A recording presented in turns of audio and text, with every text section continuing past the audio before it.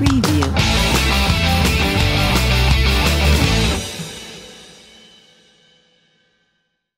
Et j'aimerais bien que Chalon, à partir du petit atelier que je vais vous présenter dans mon projet pour la rentrée 2019, devienne une sorte de phare un peu pour l'autisme Asperger, puisque c'est l'autisme que je présente.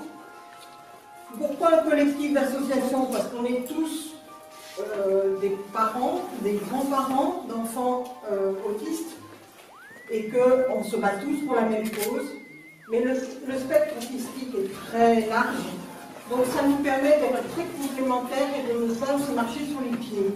Il y a tellement à faire que chacun peut avoir sa place, et une place entière. Cette journée, elle est dédiée pour moi à Esteban, à Pierre, à Valentin, à Angeline et tous les autres. C'est aujourd'hui, le 2 avril, la journée mondiale de l'autisme, et à Chalon, c'était ce qu'on a nommé, nous, la première journée bleue de Chalon, c'est-à-dire la première journée sur l'autisme qui handicape beaucoup de nos enfants et dont on voudrait améliorer les conditions de vie et d'avenir surtout.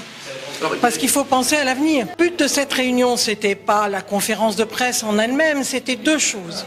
Présenter nos deux projets innovants, c'est-à-dire la garderie à Buxy de Milvia, et puis mon projet pour les enfants autistes Asperger qui vont faire de l'informatique dès le plus jeune âge parce qu'ils sont très doués et que 85% d'entre eux ne trouvent pas de travail à l'âge adulte. L'autiste, en principe, il est très... il va au fond des choses, il cherche les erreurs dans les programmes informatiques. Aux États-Unis, dans la Silicon Valley, ils recrutent énormément d'équipes d'autistes Asperger pour faire tout ce qu'il y a de compliqué dans l'informatique. L'idée, c'est de créer un atelier informatique qui va voir le jour en septembre 2019. Déjà, on va voir, au bout d'un an, on va faire « Je suis sage », on va faire un bilan.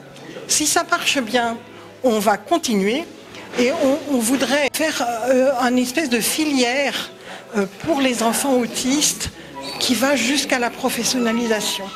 Ils ne feront pas des jeux, ils feront de la programmation. C'est-à-dire, ils feront un vrai travail de fond sur l'informatique.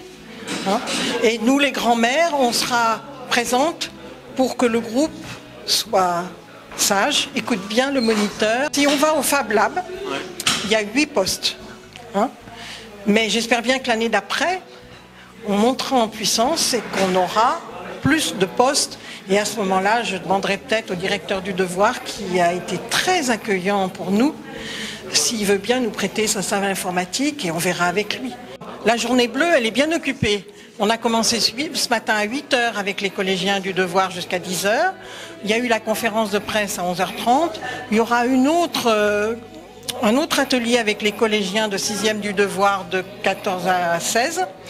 Et demain, nous accueillons Olivier Liron, qui est un autiste Asperger, normalien, et qui vient dédicacer son dernier livre. Je ne veux pas regarder vers le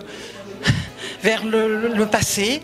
C'est vrai qu'il manque beaucoup de choses, mais si on ne se prend pas la main et qu'on ne fait pas les choses, elles ne se feront jamais.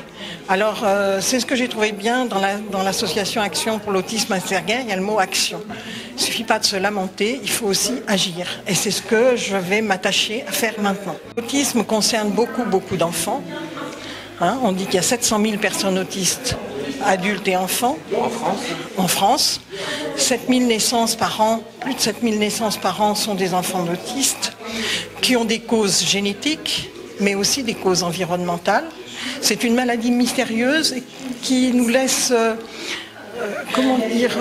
prendre, parce qu'il y a plein de surprises.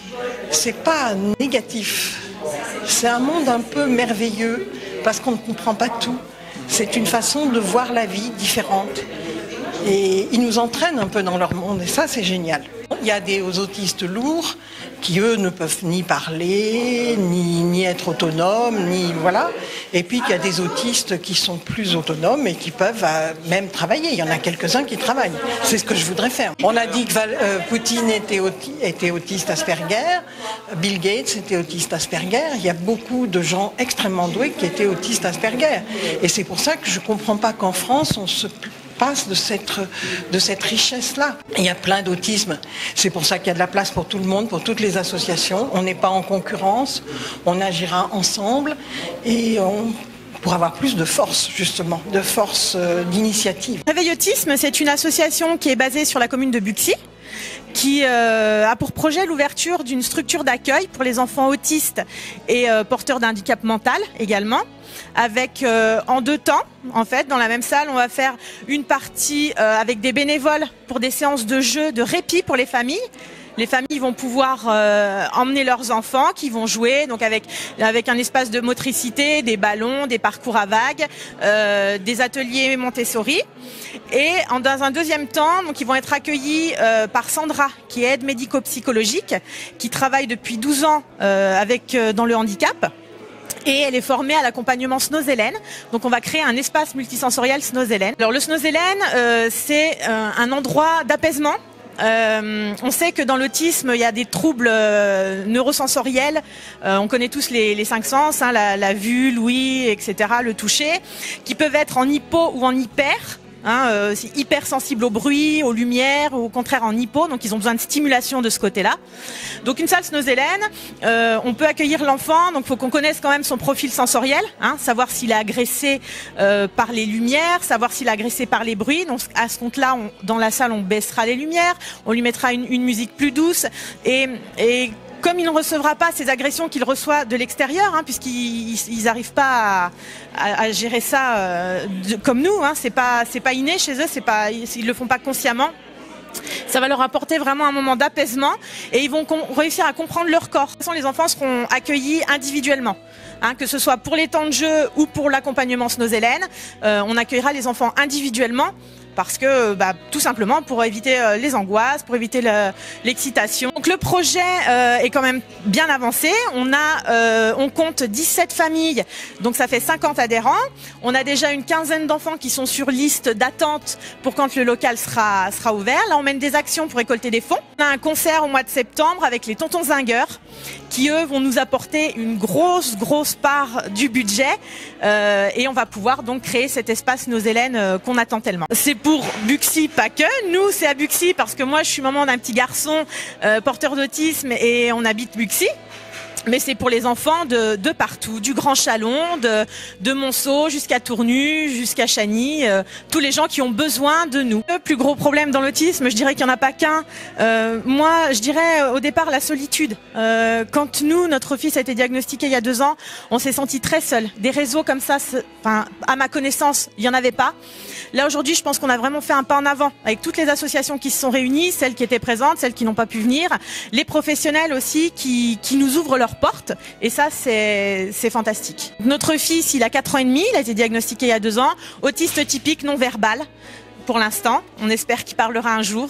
Mais ça, s'il n'a pas une bonne prise en charge, ça peut pas arriver tout seul. Le but étant de les accompagner au maximum parce que les enfants autistes, malheureusement, on parle beaucoup des enfants autistes, mais ils grandissent, ils deviennent ados, adultes et puis plus tard retraités et on a tendance à les oublier dans les statistiques aussi. Le Jeu Devoir est impliqué dans la journée d'aujourd'hui déjà sur demande et sur proposition de Madame Copro, Dominique Copro, responsable d'une association sur Chalon, qui m'a sollicité il y a environ 3 semaines pour savoir si j'étais prêt à accueillir des ateliers au sein du collège Le Devoir. Depuis ce matin, des élèves de 6e bénéficient d'un certain nombre d'ateliers, 2 heures de présentation sur ce qu'est le handicap invisible qu'est l'autisme et cet après-midi, là, en ce moment même, 2 heures d'atelier. L'accueil de la différence, c'est quelque chose auquel je suis extrêmement attaché, auquel l'ensemble Saint-Charles est très attaché et auquel, de manière plus générale, l'enseignement catholique